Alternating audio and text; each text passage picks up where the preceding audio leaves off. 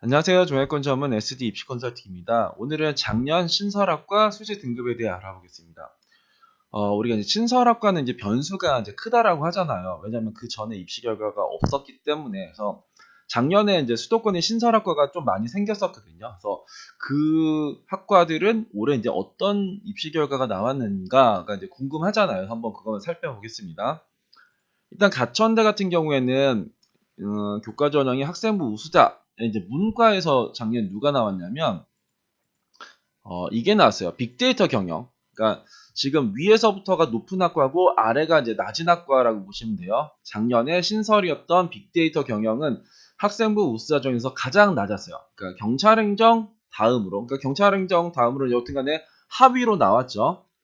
지역균형 전형 같은 경우에서는 보시면은 거기서도 거의 하위, 그러니까 아래쪽에서 이제 세 번째가 나왔어요. 작년에 신설이었던 그 빅데이터 경영 같은 경우에가 이과에서는 어떤 게 나왔냐면 이과에서는 여기가 그 클라우드 공학과랑 바이오 로직스 학과가 작년에 신설이었는데 클라우드 공학과는 이제 위쪽으로 이제 형성이 됐어요. 최저 기준도 높고 뭐 하는데 여기 이제 카카오 이제 계약학과거든요. 그래서 일단 높을 거라고 생각했지만 여튼간 높았다. 바이오로직스도 이제 최저가 다른 거에 비해서 한 단계 높았는데 이제 여기는 한 중간 정도로 나왔어요. 그러니까 아래쪽으로 나온 게 아니다. 그러니까 가천대는 문과에 문과에서는 둘 다 하위로 나왔었고 빅데이터 경영은 학생부 우수자, 지역규정 둘 다 이제 아래로 나왔었고 이제 이과 쪽에서는 그렇진 않았다 이렇게 보시면 될 것 같고요.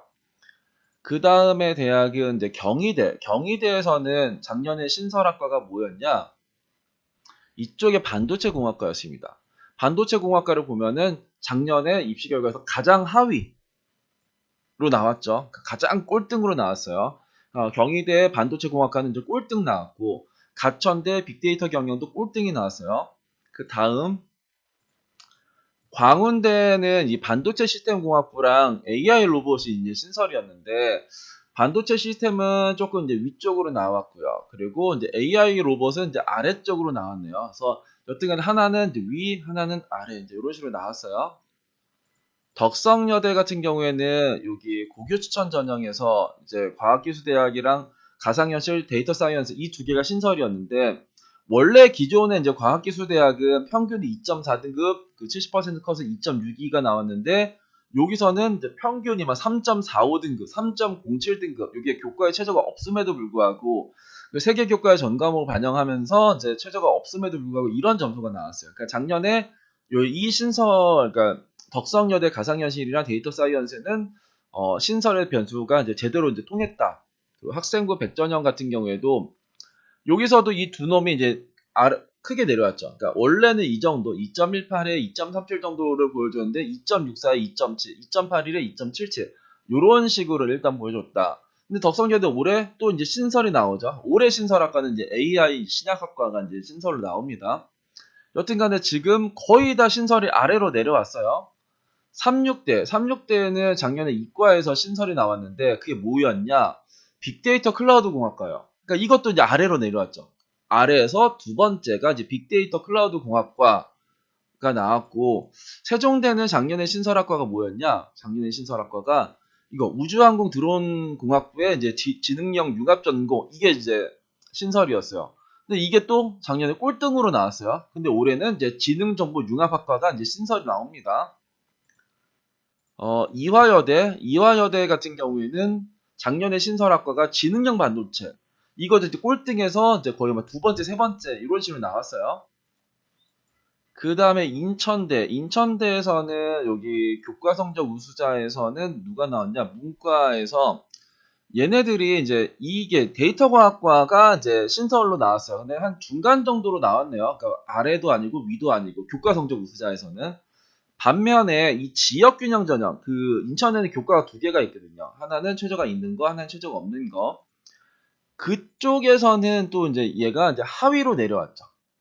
그러니까 얘도 이제 하위로 내려왔다. 데이터 과학과라는 게 교과 성적 우수자에서는 이제 중간 정도로 나왔지만 여기 지역균형 전형에서는 아래쪽으로 내려왔었던 게 이제 인천대였고 인하대도 이제 작년에 반도체 관련된 쪽에가 학과가 나왔는데, 그것도 이제 아래쪽보다 살짝 위긴 하네요. 근데 반도체 시스템공학과는 원래는 조금 높아야 되는데, 그러니까 신설학과, 여기가 보시면은 원래 아래쪽에가 누구냐, 막 해양과학과, 뭐, 요런 거가 이제 아래쪽에 학과거든요.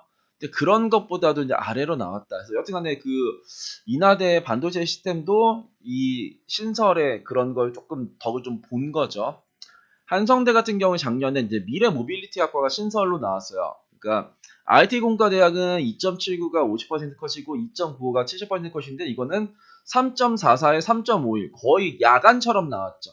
그래서 작년에 한성대 미래 모빌리티는 좀 변수가 좀 있지 않을까 했는데, 여튼간에 이렇게 나왔어요. 그러니까 결국은 신설의 학과가 거의 다 위에요. 그러니까 가천대처럼 거의 가천대 이과만 이제 그렇지 않은 게 나왔는데, 이건 되게 특수한 학과였습니다. 그러니까 카카오랑 이제 협약된 학과인 거고, 그래서 그런 식의 학과들 말고는 그냥 일반적인 학과, 그리고 이제 그게 좋다라고 생각하는 학과들도 거의 다 하위로 내려왔다. 그러면 올해도 마찬가지지 않을까? 그럼 나는 이제 일단은 신설학과가 생겼으면 뭔가 그런 쪽에서 이제 상향을 한번 해볼까인데, 올해 신설은 대부분 뭔지 아세요? 자율 전공이요. 무전공, 광역 선발, 이런 거예요. 작년에는 이 신설의 학과가 생각보다, 원래는 이렇게 신설학과가 많이 안 나오는데 작년에도 유독 많이 나왔단 말이에요.